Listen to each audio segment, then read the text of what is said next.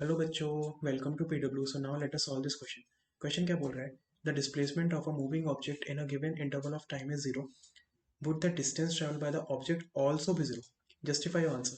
तो सबसे पहले तो मैं आपको ये बता दूं कि क्वेश्चन में क्या बोल रहा है। क्वेश्चन में बोल रहा है कि किसी एक पार्टिकल का जो डिस्प्लेसमेंट है वो जीरो है। तो क्या आप उससे ये इन्फ्रेंस निकाल सकते हो कि उस ऑब्जेक्ट का जो डिस्टेंस ट्रेवल्ड है वो भी जीरो होगा, है ना? और अगर नहीं तो जस्टिफाई करो अपने आंसर को बाय गिवन एन एग्जाम्पल। तो यहाँ पे अपन एक एग्जाम्पल के थ्रू इसको जस्टिफाई करने की कोशिश करेंगे। तो यहाँ पे इसका आंसर देखो।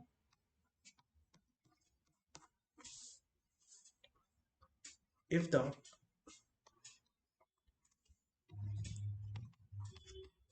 Displacement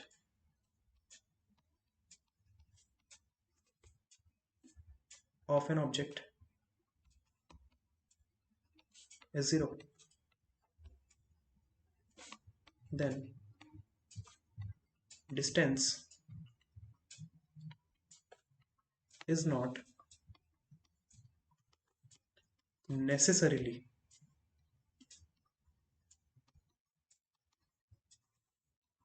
zero.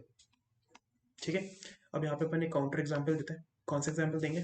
देखो, यहाँ पे मान लो ये अर्थ का सरफेस है। यहाँ से आपने ऊपर की तरफ एक बॉल को थ्रो करा है with some initial velocity, let's say you. तो ये बॉल जो है ये ऊपर जाएगी, ये ऊपर जाएगी इस तरीके से। कुछ टाइम के बाद इसकी जो फाइनल वेलोसिटी है वो जीरो हो जाएगी। और उस पॉइंट पे उसकी वेलोसिटी ऑब्वियसली जीरो हो रही है। और उस पॉइंट की जो हाइट है ग्राउंड से वो मैक्सिमम हाइट होगी। उसके बाद क्या होगा, वो बॉल दोबारा से अपने पाथ को रिट्रेस बैक करेगी और नीचे आ जाएगी। तो लेट से ये पॉइंट ए है और ये पॉइंट बी है।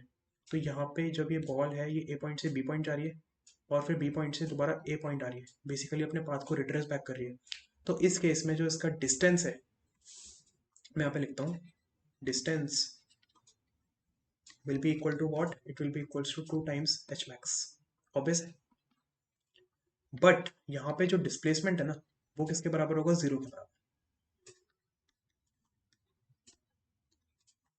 Equal to zero. तो यहाँ पे अपन ने ये प्रूव कर दिया कि अगर डिस्प्लेसमेंट जीरो है तो जरूरी नहीं है कि डिस्टेंस भी जीरो।